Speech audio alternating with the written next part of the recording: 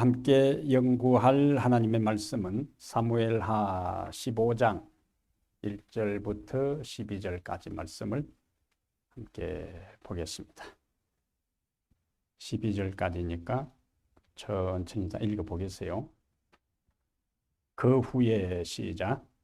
그 후에 압살롬이 자기를 위하여 병거와 말들을 준비하고 호위병 50명을 그 앞에 세우니라. 압살롬이 일찍이 일어나 성문 길 곁에 서서 어떤 사람이든지 송사가 있어 왕에게 재판을 청하러 올 때에 그 사람을 불러 이르되 너는 어느 성읍 사람이냐 하니 그 사람의 대답이 종은 이스라엘 아무 지파에 속하였나이다 하면 압살롬이 그에게 이르기를 보라 내 일이 옳고 바르다마는 네 송사를 들을 사람을 왕께서 세우지 아니하셨다 하고 또 압살롬이 이르기를 내가 이 땅에서 재판관이 되고 누구든지 송사나 재판할 일이 있어 내게로 오는 자에게 내가 정의 베풀기를 원하노라 하고 사람이 가까이 와서 그에게 절하려 하면 압살롬이 손을 펴서 그 사람을 붙들고 그에게 입을 맞추니 이스라엘 무리 중에 왕께 재판을 청하러 오는 자들마다 압살롬의 행함이 이와 같아서 이스라엘 사람의 마음을 압살롬이 훔치니라. 4년 만에 압살롬이 왕께 아뢰되 내가 여호와께 서원한 것이 있사오니 청하건대 내가 헤브론에 가서 그 서원을 이루게 하소서. 당신의 종이 아람 거술에 있을 때에 서원하기를 만일 여호와께서 반드시 나를 예루살렘으로 돌아가게 하시면 내가 여호와를 섬기리이다 하였나이다. 왕이 그에게 이르되 평안히 가라 하니 그가 일어나 헤브론으로 가니라.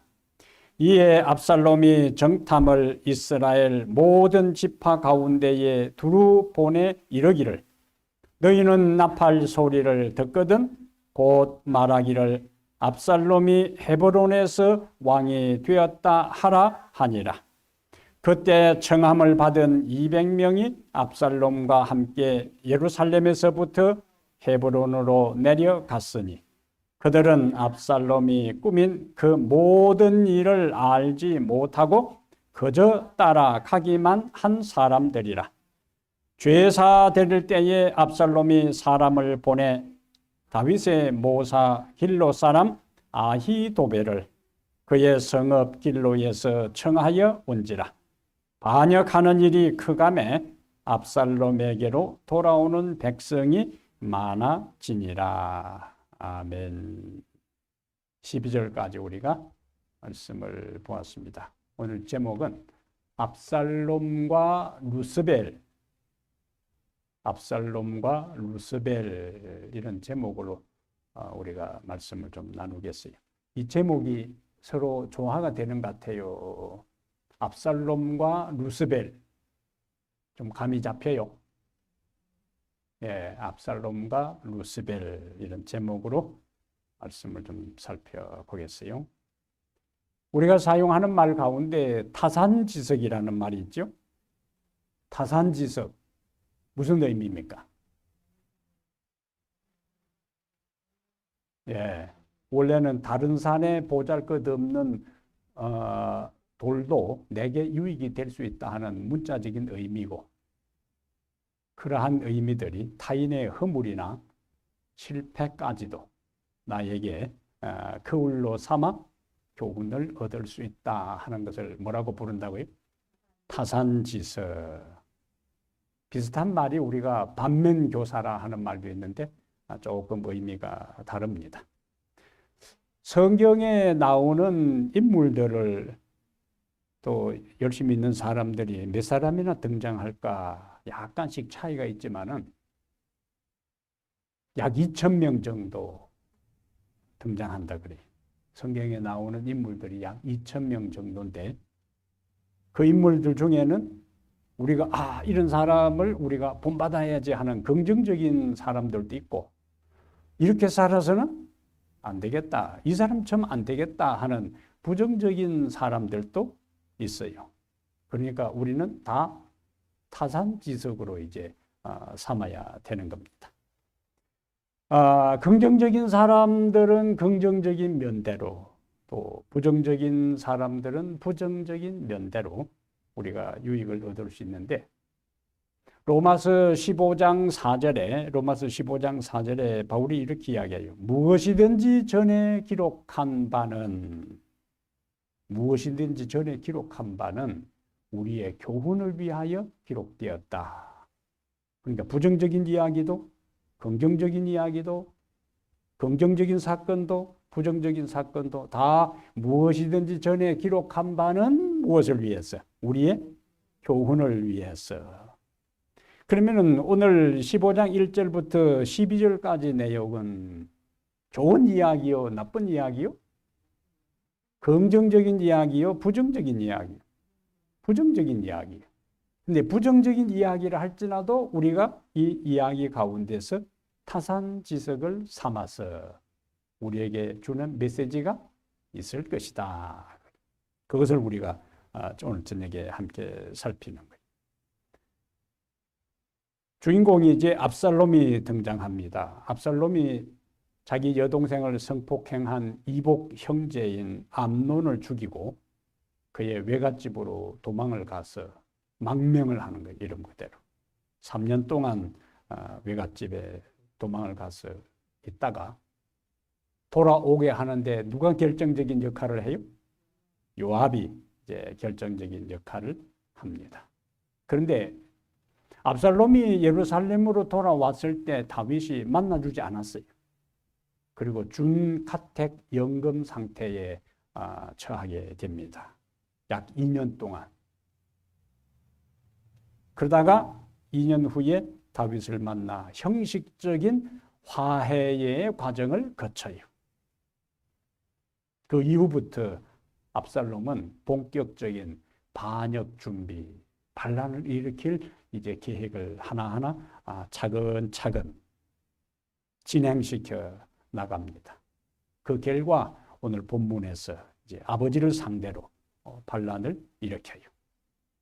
압살롬이 반란을 일으키는 일련의 과정을 우리가 이제 살피면서 타산지석으로 삼아 하나님께서 이러한 부정적인 스토리 가운데 우리에게 어떤 메시지를 주시는가 하는 것을 보겠습니다. 우선 1절에 그 후에 압살롬이, 여기 키워드는 자기를 위하여, 이게 키워드예요.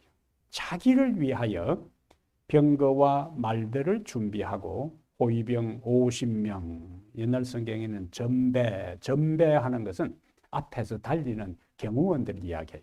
호위병 50명을 그 앞에 세우니라. 어디다가 여기서 초점을 맞추자고요? 자기를 위하여. 그러기 때문에 15장 1절부터 12절까지 압살롬이 반란을 일으킨 그 모든 것은 전적으로 자기를 위한 일이었어요. 그래서 첫 번째 우리가 1절에서 타산지석으로 삼을 메시지는 자기를 위한 삶에서 하나님을 위한 삶으로 전환하라. 자기를 위한 삶에서 하나님을 위한 삶으로 전환하라. 압살롬은 왕위 계승자가 될 만한 인물이었어요. 외행적으로. 그래서 그가 얼마나 잘생겼냐 하는 것을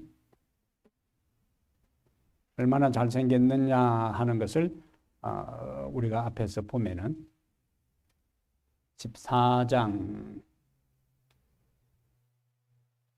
25절에 보면은 앞에 14장 25절에 온 이스라엘 가운데서 뭐라고 했어요? 압살롬 같이 아름다움으로 크게 칭찬받는 자가 없었으니 얼마나 준수하고 건강하고 잘생겼는가. 그는 발바닥부터 정수리까지 흠이 없음이라. 그 당시에 완벽했다는 거예요. 얼굴은 조각한 것처럼 준수하고 아름답고, 몸은 이제 몸짱으로서 모든 사람들이 볼 때에 진짜 멋있었다 하는 겁니다. 그러니까 온 이스라엘 가운데서 압살롬같이 아름다움으로 크게 칭찬받은 자가 없었다. 게다가 26절에 보면은 그의 머리털이 무거움으로 연말마다 깎았으며 할 정도니까 건강했다는 거예요. 그러니까 긴 머리를 휘날리면서 문 여인들의 가슴을 설레게 할 정도로 이제 아주 준수하고 멋있는 그러한 남자였어요. 그런데 그는 자기를 위하여 보니까 자기를 위하여 병거와 말들을 준비하고 호위병 50명을 그 앞에 세웠다. 이런 행동은 왕을 위한 행동도 아니고 백성을 위한 행동도 아니고 하나님을 위한 것도 아니었고 이 모든 것은 다 자기를 위하여 자기의 위상과 위세를 백성들에게 드러내기 위한 행동일 뿐이었습니다. 압살롬은 자신이 왕자로 위치로 다시 이제 회복된 것에 만족하지 않고 더 나아가 아버지의 그 보호자 왕위를 차지하기 위해 자신의 아름다움과 거기다가 왕자라는 신분을 이용해서 반역을 꿈꾸게 됩니다. 역사 속에서 우리 한국 역사도 마찬가지고 중세 역사나 유럽이나 어느 역사에도 대부분 가까운 사람이 배신합니다. 멀리 있는 사람 배신할 것도 없어요. 또 배신감도 느끼지도 않아요. 평소에 관계도 없이 멀리 있는 사람이 그냥 등을 돌린 데서 충격이 없습니다. 가까운 사람이 뭐 한다고요? 배신해요. 그 다음에 가장 가까운 척근이 반란을 일으킵니다. 암살은 대부분 가장 가까운 사람 암살을. 그 시저가 친한 친구가 있는데 브루투스라는 친구가 있었는데 그 시저를 암살하는데 핵심적인 역할을 한 사람이 시저의 가장 친한 친구였던 브루투스예요. 그래서 친구의 우정과 배신을 이야기할 때에 쓰는 말이 브루투스 너도냐 그거예요. 가장 앞장서서 단검으로 시저를 찔러 죽이는데 중심 역할을 한 거예요. 거기서 나온 말이 너는 나를 배신하지 않을 줄 알았는데 너마저 너가 중심이 되어서 나를 배신하느냐. 이것은 이 역사에 자명한 기록이 가장 가까이에서 항상 함께 할 것 같은 사람이 어떤 경우에는 등을 돌리면 제일 먼저 등을 돌리고 그 다음에 그 사람을 힘들게 하는 데 있어서 앞장서서 공격을 합니다. 왜냐하면 친한 것만큼 서로 나눌 이야기가 많아요. 친한 것만큼 그 사람의 모든 약점을 잘 알아요. 그래서 친할 때에 나누었던 이야기들을 그대로 공격을 하는데 사용을 합니다. 그래서 우리가 조심해야 돼요. 언제 역봉을 당해서 등에 칼을 꼽을지 몰라요. 사람은 다 그럴 가능성이 있습니다. 근데 오늘 제목이 압살롬과 루스벨이라 그랬어요. 이러한 일들이 압살롬이 아버지에 대해서 반란을 일으키고 압살롬이 자기의 아름다움과 백성들의 칭찬과 그 신임과 칭송과 존경을 이용해서 아버지의 자리를 빼앗으려고 했던 일들이 최초의 하늘에서도 일어난 거예요. 루스벨은 천사들 중에서 최고의 어뜸되는 존재였어요. 거룩하고 흠이 없을 정도로 완전한 존재였습니다. 그리고 하나님 가장 가까이 하나님의 의전에 자유롭게 들락거릴 수 있는 몇 안 되는 그룹 천사였습니다. 그래서 에스겔 28장 12절에 보면은 에스겔 28장 12절에 주 여호와의 말씀에 다른 사람이 인정한 게 아니에요. 하나님의 입으로 이 루스벨이 어떤 존재인 것을 말하는데 주 여호와의 말씀에 너는 완전한 도장이었고 지혜가 충족하며 온전히 아름다웠도다. 이 하나님의 평가예요. 누구에 대해서? 루스벨에 대해서. 하나님처럼 눈이 높은 분이 평가하는데도 지혜가 충족하고 온전히 아름다웠다 할 정도니까 루스벨이 얼마나 탁월한 존재였음을 우리가 여기서 미루어 짐작할 수 있어요. 근데 루스벨은 자신의 지혜, 천사들로부터의 자신의 신임 받는 것, 그리고 하나님이 그를 신뢰하는 것, 그리고 언제나 하나님의 의전에 들락거릴 수 있는 그 모든 것을 무엇을 위해서 사용했는가? 하나님의 자리를 빼앗기 위해서 그것을 악용합니다. 똑같아요. 그래서 에스겔 28장 17절에는 네가 아름다움으로 마음이 교만하였으며, 아름다움으로 못생긴 사람은 원래부터 지혜가 없는 사람은 자랑할 것도 없고 내세울 것도 없고 잘난 체 할 것도 없고 교만할 것도 없고 뻐길 것도 없어요. 근데 머리가 좋고 하나님의 영광 가운데 있고 언제나 하나님의 척근 천사로서 의전에 들락거리는 그러한 것들을 갖고 있다 보니까 마음에 교만이 생긴 거예요. 그러면서 자기 지위에 만족하지 않은 것입니다. 이 서양 속담에 영웅도 매일 보는 하인에게는 보통 사람이다. 그런 표현이 있어요. 영웅도 매일 보는 하인에게는 보통 평범한 사람에 불과하다. 다른 사람에게는 그것이 가려져 있지만 하인은 그 집안에 항상 함께 있으니까 그 사람은 별거 없는 거예요. 이 루스벨에게 그러한 교만한 마음이 있었기 때문에 부조선자 35페이지에는 하늘 무리들 중에 최고의 영광을 누리면서도, 루스벨은 하늘의 존재들 가운데 최고의 영광을 누리면서도 자기의 지위에 만족하지 않고, 압살롬하고 똑같잖아요. 감히 창조주만이 받을 수 있는 존경을 탐냈다. 그래서 하나님께 도전장을 내밉니다. 그것이 우리가 잘 아는 말씀인 이사야 14장 12절과 13절에 내가 하늘에 올라 하나님의 뭇별 위에 내 자리를 높이리라. 내가 북극 지폐의 산 위에 앉으리라. 여기 북극 지폐에 나오죠. 이 북극 지폐는 고대 메소포타미아 지방의 사람들의 인식 속에는 신들이 모여 있는 곳이 북극 지폐입니다. 신들이. 그러니까 자기도 뭐요? 신의 한 존재로서 그 자리에 들어가겠다 하는 것이 사탄의 야심찬 도전이. 가장 높은 구름에 올라, 성경의 구름은 하나님의 임재를 가리키는 거예요. 그래서 가장 높은 구름에 올라 하나님의 영광의 그 자리까지 자기를 높이려고 시도하는 이러한 모습이 누구의 마음속에서 시작되었다고요? 루스벨의 마음속에서. 네가 네 마음에 이르기를, 이사야 선자는 이사야 14장에서 이야기하기를 네가 네 마음에 이르기를 내가 하늘에 올라. 그것은 우리의 모든 죄의 출발, 죄의 잉태, 죄의 시작은 어디서부터 시작되는가? 마음에서부터. 그 외부적인 행동, 모습은 마음의 모습이 가시적으로 드러난 것에 불과한 거예요.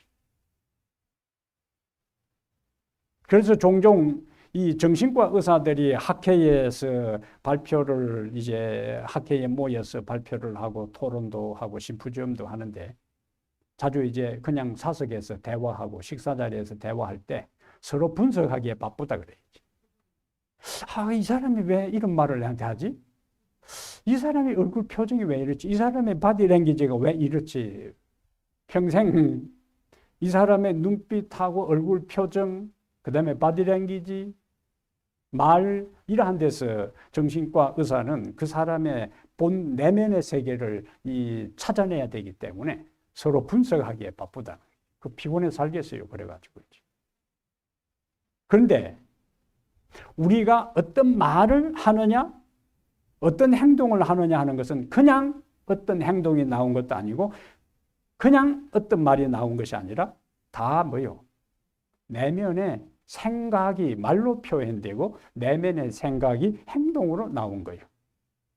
그리고 어떤 때는 자기도 의식하지 못하는 사이에 어떤 말을 하고 행동을 했다는 것은 나도 모르게 했다는 것은 자기도 의식하지 못하는 무의식 세계 속에 그런 생각을 하고 있었다는 거예요.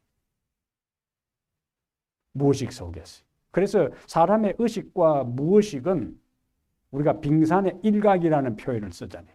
빙산 겉에 나오는 것은 20%에 불과하고 그 밑에 바다 아래에 가라앉아 있는 부분이 80%인 것처럼 우리가 우리의 삶 속에서 의식하고 인식하는 것은 우리의 의식 세계 속에 20%에 불과하고 대부분 무의식 세계 속에 가라앉아 있는 거예요. 그렇다가 어떤 환경과 상황이 되면은 무의식 속에 있던 것들이 드러나는 거라지. 이 루스벨이 평소에 그런 생각을 하고 있었던 거예요. 마음속에. 그러니까 어느 순간에 이제 하나님께 도전하는, 반란을 꿈꾸고 도전하는 그러한 일들이 있게 된 거예요. 자신이 갖고 있는 지혜, 영향력을 그것을 규합해서 부정적인 힘으로 작용하려고 활용하려고 시도했던 거예요. 이것이 교회 안에서도 교회 문제를 일으키는 사람이 이제 온 초신자가 문제를 일으키지 않아요. 대부분 뭐예요? 영향력이 있는 사람이 문제를 일으킵니다. 영향력이 있는 사람은 자기 혼자 일으키질 않아요. 꼭 뭐예요? 동조자를 규합합니다. 동조자를 규합해서 어떤 때는 세력을 규합했는데 목사가 마음에 잘 안 들면은 그 힘을 이용해서 목사를 내쫓기도 하고 서로 교회의 주도권을 잡기 위해서 그룹을 형성해서 하는 그러한 것들이 있는데 그게 다 뭐냐? 자기를 위한 거예요. 근데 그들의 맹부는 다 뭡니까? 교회를 위해서 하지만 그것은 포장에 불과한 것이고 다 내면 속에서는 자기의 욕망, 자기를 위한 것이다. 그래서 우리는 항상 하나님은 외행적인 그보다 그 사람의 진짜 동기를 가장 중요시하는 이 사람이 그러한 행동을 한 기본적인 동기가 무엇인가 자칫 잘못하면 우리는 압살롬의 길을 갈 수도 있고 루스벨의 후예들이 될 수가 있습니다. 겉으로는 포장하지만은 그래서 우리는 자기를 위한 삶에서 모든 것들을 어디로 전환하라? 하나님을 위한 삶으로 전환하라. 그것이 첫 번째 메시지. 두 번째는 선한 일을 열심히 하는 백성이 되라. 여기 선한 일을 열심히 하는 백성이 되라. 근데 2절에 보겠어요. 2절에 보니까 압살롬이 그다음에 무슨 말이 나와요? 압살롬이 일찍이 일어나 성문길에 서서 이제 사람들을 만납니다. 사람들이 이제 성문에 가 있으면은 성문이 왕궁에 있는 성문이 열리면 사람들이 이제 대궐로 들어오기 위해서 다 오는데 대부분 그 오는 사람들이 호소하려고 오는 거예요. 대법원장에 해당되는 왕에게 하급 법원에서 해결이 안 되니까 너무나 억울하고 너무나 분통이 터지고 손해봐서 마지막으로 이제 누구를 찾아오는가? 왕에게 하소연하기 위해서 찾아오는 사람들을 이제 이 압살롬이 가서 만나는데 뭐라고 했어요? 2절에 해가 중천에 떠서 나간 것이 아니고 일찍이 일어나 가서 이제 그 사람들을 이제 만나요. 그래서 어디서 왔느냐고 친근히 묻고 무슨 일로 왔느냐고 다 물은 다음에 너 문제가 굉장히 중요하고 시급한 문제지만 문제는 너의 문제를 지금 듣고 해결해 줄 사람을 왕이 세우지 않았다. 그건 은근히 뭘 이야기하는 거야? 너에게는 그렇게 다급한 문제인데 이 나라 왕이 너 문제를 해결해 줄 재판장을 세우고 상담할 사람을 세워야 되는데 지금 너 문제를 들어줄 사람도 없어. 왕이 그런 재판장을 세우지도 않았어. 근데 여기 보면은 내가 이 나라의 재판관으로서 너의 모든 송사 이야기를 내가 다 듣고 공정하게 재판해 주겠다. 왕자가 그것도 못생긴 왕자가 아니고 아주 준수하게 생긴 왕자가 새벽 일찍부터 그들이 이제 찾아올 때 그들을 만나서 일일이 다 이야기를 들어주고 공감해주고 얼마나 그동안 힘들었냐고 이야기하면서 내가 그 이야기를 듣고 다 해결해 주겠다고 하면서 왕은 가봐야 소용없다. 은연중에 뭐예요? 왕과의 관계를 단절시키는 이것이 이간계라 그래요. 이간계. 이 정치가들이 이걸 많이 사용합니다. 이간계. 이 사람 사이를 뭐예요? 이간시켜서 힘을 분산시키고 각계격파를 해서 공격해서 파괴시키는 게 이간계입니다. 압살롬이 바로 그렇게 한 거예요. 백성들이 왕을 향하는 그 마음을 다 은근히 교묘하게 왕의 무능력과 실정을 부각시켜서 그러나 내가 그 문제를 해결해 줄 수 있다.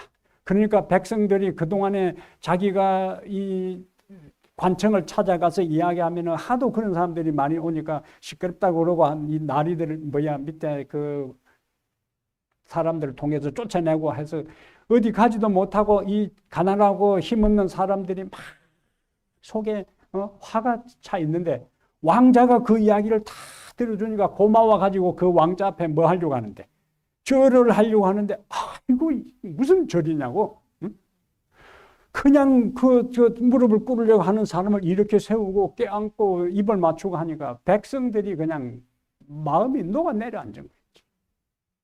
그럼 그것이 이제 소문으로 내가 그 왕궁을 찾아가는데 다른 때는 왕궁에 가면은 그 경호 지키는 사람들이 들어가지도 못하게 했는데 압살롬 왕자가 나를 만나서 나 이야기를 다 들어주고 내가 고마워서 그 앞에 절을 하려고 하는데 맞절을 하기도 하고 이러지 말라고 무슨 당신하고 내하고 뭔 차이 있냐고.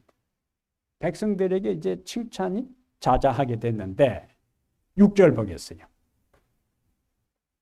이러한 상황에 6절에 보니까 이스라엘 무리 중에 왕께 재판을 청하러 오는 자들마다 오는 사람마다 그렇게 한 거지.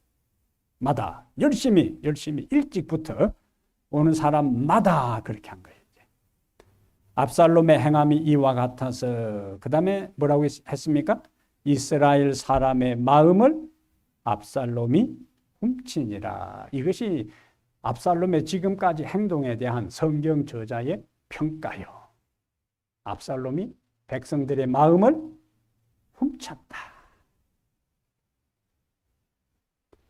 이것이 바로 하늘에서 루스벨이 하늘의 천사들을 미혹할 때 사용한 똑같은 방법입니다.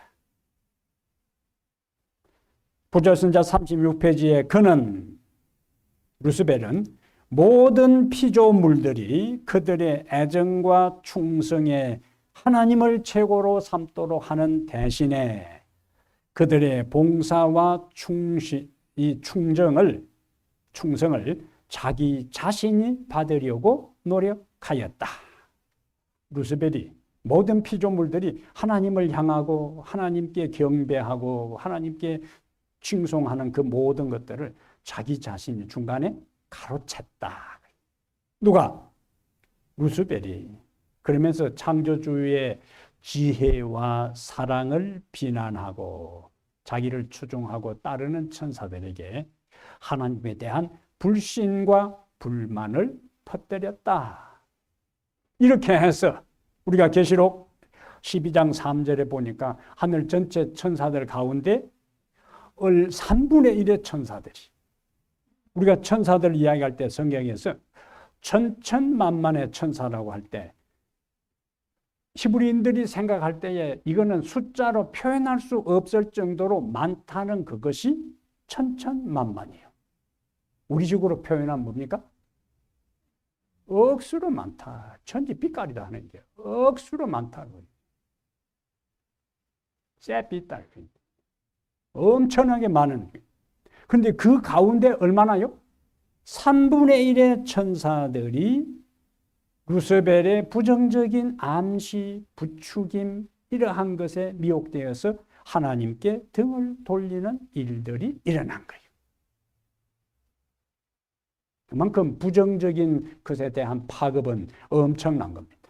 처음에는요, 설마 그런 소리 하지 마소 하는데 자꾸 부정적인 이야기, 상대에 대한 안 좋은 이야기를 비평적인 것, 부정적인 것, 안 좋은 걸 자꾸 이야기하다 보면은 설마 하다가 그럴 수가 있어 하다가 그럴 수도 있겠다 하다가 그럴 수 있네 이렇게 나간다니까.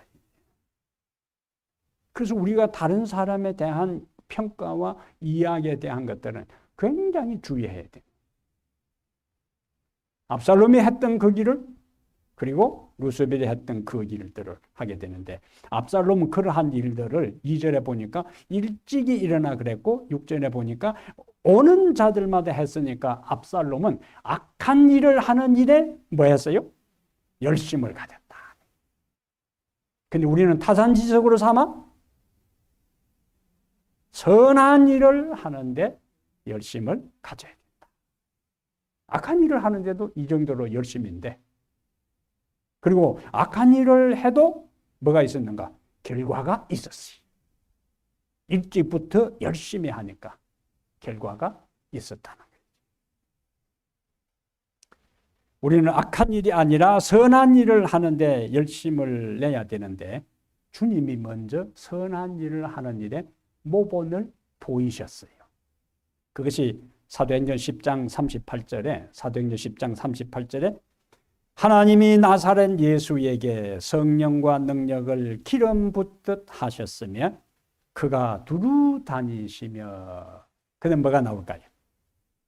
가로놓기 선한 일을 행하시고 마귀에게 눌린 모든 자를 자유케 했다.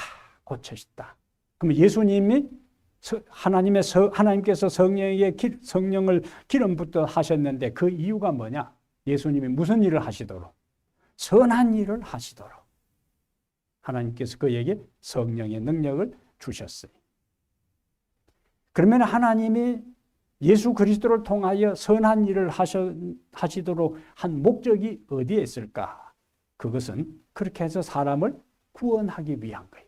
우리가 마태복음 연구하면서 예수님께서 하신 삼중사역 뭐가 있습니까? 예수님은 복음을 전파하시고 가르치시고 그 다음에 치료하시고 그걸 뭐라 부른다고요? 예수님의 삼중사역이요. 그럼 예수님께서 가르치신 목적, 복음을 전파하신 목적, 치료하신 목적이 뭐냐? 궁극적으로 그렇게 해서 백성을 구원하기 위한 거예요. 살리기 위한 거예요. 가르치는 것 자체, 치료하는 것 자체, 복음을 선포하는 것 자체가 목적이 아니고 그것은 그 다음 단계로 나가기 위한 것인데 백성을 살리기 위한 일이었다. 그러면 그 예수님께서 그 선한 일을 하신 예수님은 우리를 구원하신 목적도 무엇을 위해 구원하셨는가? 선한 일을 하도록 구원하셨다. 그것이 디도서 2장 14절이에요. 디도서 2장 14절에 보면은 디도서 2장 14절에 한번 찾아보겠어요.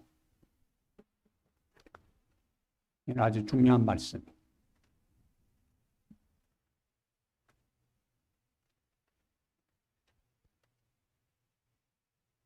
디도서 2장 14절에 거기서 이제 왜 우리를 하나님께서 구원하셨는가 하는 게 나옵니다. 그가 우리를 대신하여 자신을 주심은 모든 불법에서 우리를 속량하시고 그 다음에 우리를 깨끗하게 하사 뭐가 나옵니까? 선한 일을 열심히 하는 자기 백성이 되게 하려 하심이라. 선한 일을 열심히 하는 하나님 자신의 소유의 백성이 되도록 하기 위해서 자신을 주셨고 모든 불법에서 우리를 속량하셨고 우리를 깨끗하게 하셨어요. 무엇을 위해서요? 선한 일을 열심히 하는 자기 백성이 되도록 하기 위해서. 그래서 주님이 하셨고 그 다음에 우리가 하기를 원하시는 그 선한 일은 바로 사람 살리는 일이었다. 또 다른 선한 일은 히브리 10장 24절에 서로 돌아보아. 그 다음에 사랑과 선행을 격려하며. 그 선행 나오잖아요. 선한 일이요. 히브리서는 1세기경에 여러 곳에 흩어져 있던 그리스도인들에게 보낸 편지가 히브리서입니다. 로마 제국의 박해와 어려움 속에서, 그리고 전통 유대교회 유대인들에게 초기 그리스도인들이 많은 어려움을 당했어요. 그들에게 보낸 편지가 히브리서예요. 그러니까 모두가 다 힘든 시절이, 모두가 어떤 사람들은 가정에서 쫓겨나고, 어떤 사람들은 사회에서 매장당하고, 직장을 잃고, 어떤 사람은 순교당하고, 그래서 소수의 무리들이 여기저기 모였을 때 모인 사람들 한 사람 한 사람들의 삶의 현실이 굉장히 인간적으로 어려웠어요. 어떤 사람은 자기 아버지가 끌려가서 순교당한 사람도 있고, 아내와 남편이 죽은 사람도 있고, 자식이 끌려간 사람도 있고, 함께 신앙을 하다가 어떤 사람은 또 배도한 사람도 있고, 그러한 상처와 아픔을 안고 있는 사람들이 함께 모여요.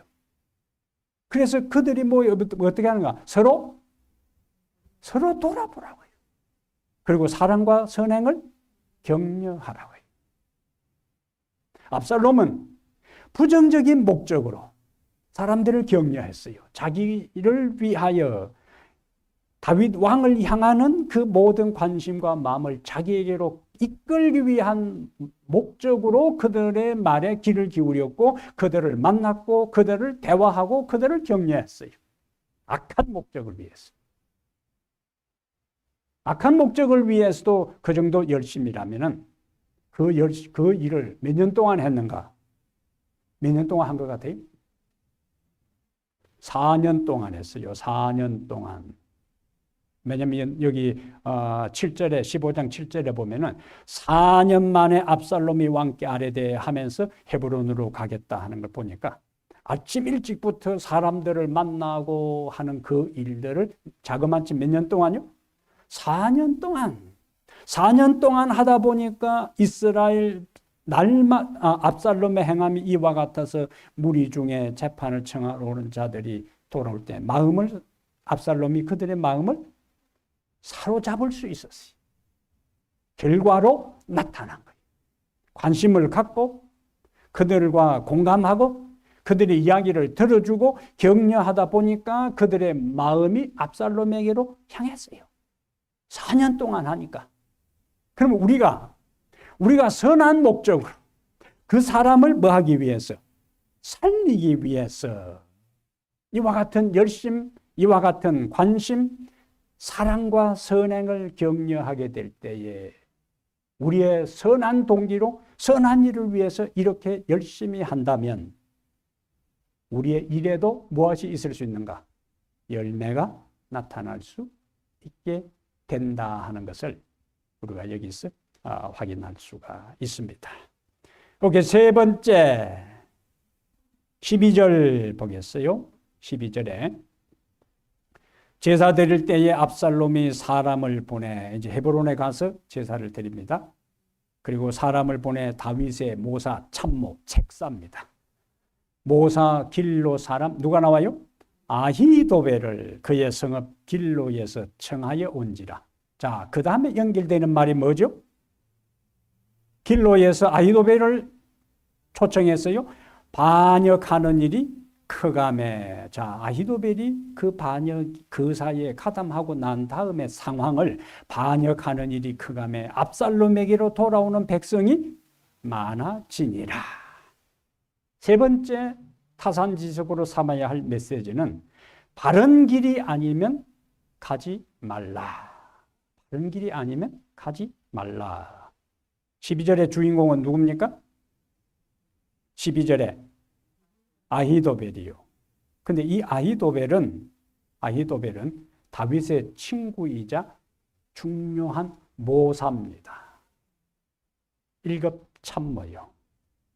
그래서 이 아히도벨이 내는 모략, 이 계략은 얼마나 탁월했던지 16장 23절에 보면은 그의 모략은 하나님이 내리는 모략이다라고 인정받을 정도로 다른 사람이 흉내낼 수 없을 정도로 탁월한 지혜를 가진 다윗의 1급 참모였습니다. 삼국지에 나오는 누구 같을까요? 제갈공명, 이 유비의 이 책사인 제갈량과 같은 사람이 바로 아히도벨이에요. 그런데 이처럼 탁월한 참모, 책사가, 모사가 압살롬에게 가담했다 하는 이야기가 번져갈 때에 그동안 압살롬이 음모를 꾸민다는, 반란을 꿈꾸고 있다는 것들이 아름아름 알려졌을 때에 사람들이 쉽게 압살롬에 줄을 서지 못했어요. 반란, 어느 시대, 어느 나라로 막론하고 반란에 가담하게 되면 사형입니다, 주모자들. 그러니까 압살롬의 이 반역에 가담했다가 실패해버리면 다 추방당하든지 그냥 사형당하는 거예요. 그래서 상황을 예의주시하고 지켜보고 있는데 다윗의 1급 책사가 압살롬 편에 섰다 하는 이야기가 나니까 그동안에 주춤주춤하고 머뭇거리고 사태를 관망했던 수많은 유력한 사람들이 어디로 줄을 섰는가? 압살롬의 편에 줄을 서게 된 거예요. 자, 그럼 여기서 우리가 하나 떠오르는 질문이 있습니다. 왜 아히도벨이 자기 주군을 배반하고 그의 아들 편에 섰을까?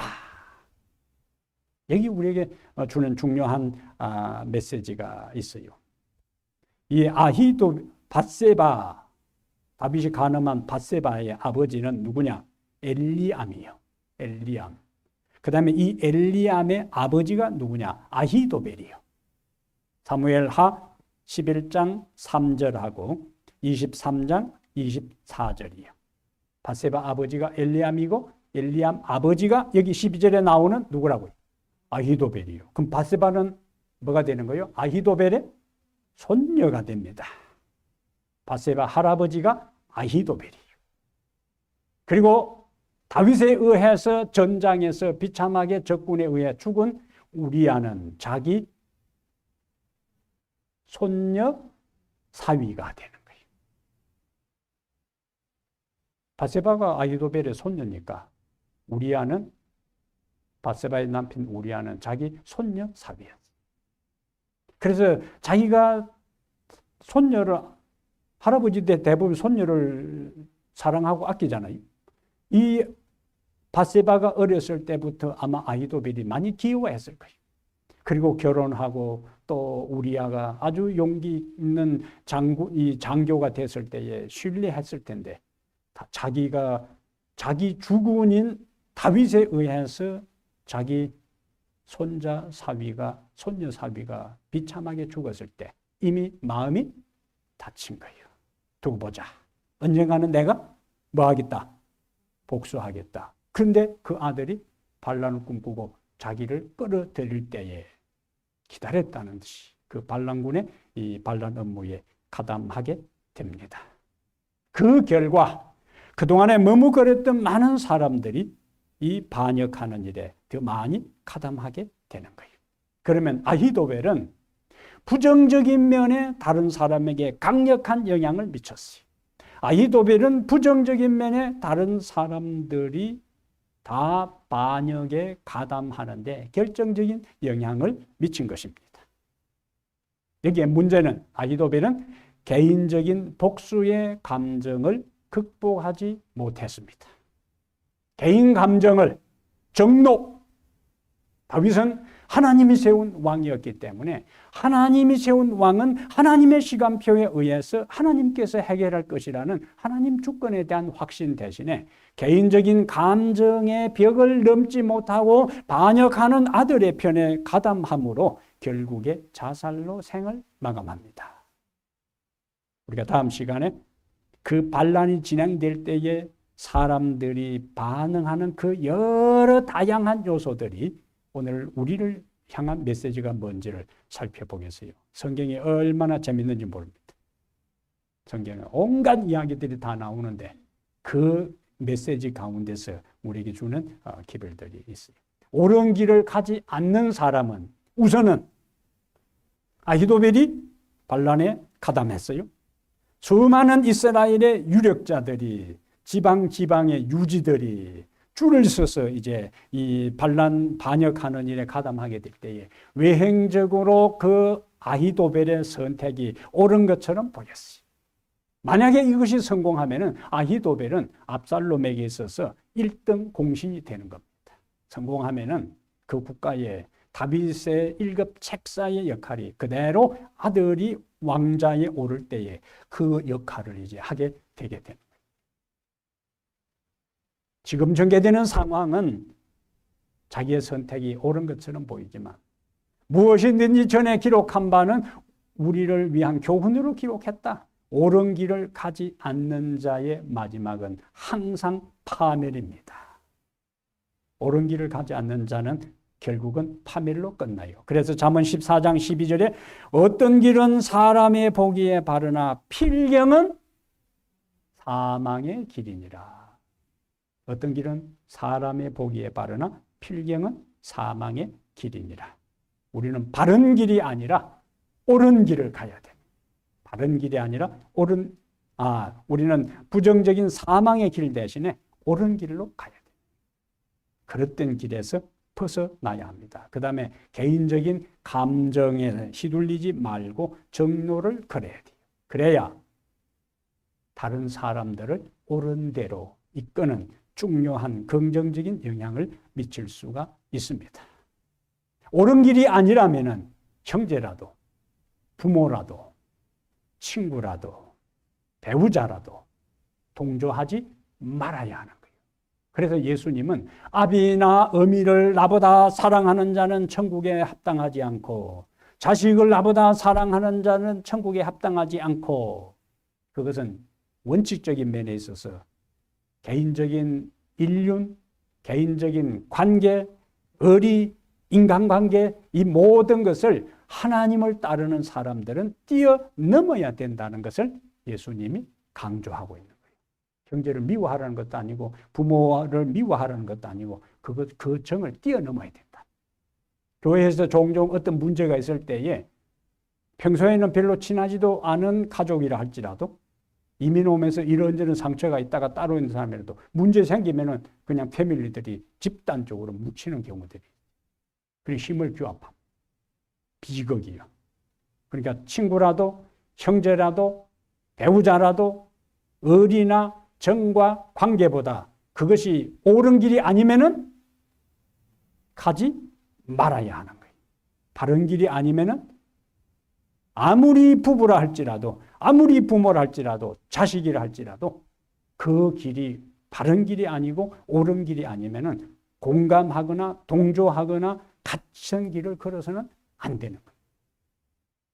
개인적인 감정이 개입되어서 동조해서도 안 되는 거예요. 아히도벨은 개인적인 감정의 벽을 극복하지 못하고 가족적인 관계의 벽을 극복하지 못하고 하나님이 세운 왕에 대해 도전하는 것에 동참하다가 목을 메어 자살하고 맙니다. 우리가 그것을 다음 시간에 그 배경, 어떻게 하나님의 섭리가, 아히도벨은 하나님이 내린 계략과 같은 그것대로 했으면은 완전히 압살롬이 결정적인 승리를 성공을 했을 텐데, 하나님이 어떻게 인간의 일들에 개입하시고 간섭하시고 섭리로 역사해서 이처럼 탁월한 책사의 제안이 물거품이 되고 다시 다윗이 황공할 수 있는 길들을 여시는가 하는 것을 우리가 보겠습니다.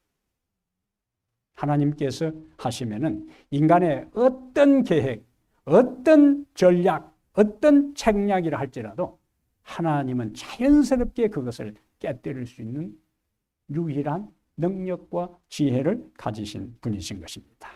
우리는 이것을 기억하고 살아가는 게 필요합니다. 그러므로 여러분, 우리는 자신을 위한 삶이 아니라 하나님과 이웃을 위한 삶으로 우리의 인생의 방향과 동기와 목적을 전환해야 돼. 두 번째는 악한 일이 아니라 선한 일을 위하여 열심하는 백성이 되라. 그리고 바른 길이 아니면은 가지 말라. 하나님과 이웃을 위하여 선한 일에 열심을 내고 언제나 바른 길을 선택해서 하나님께 인정받는 성도가 되기를 간절히 바랍니다. 기도합니다.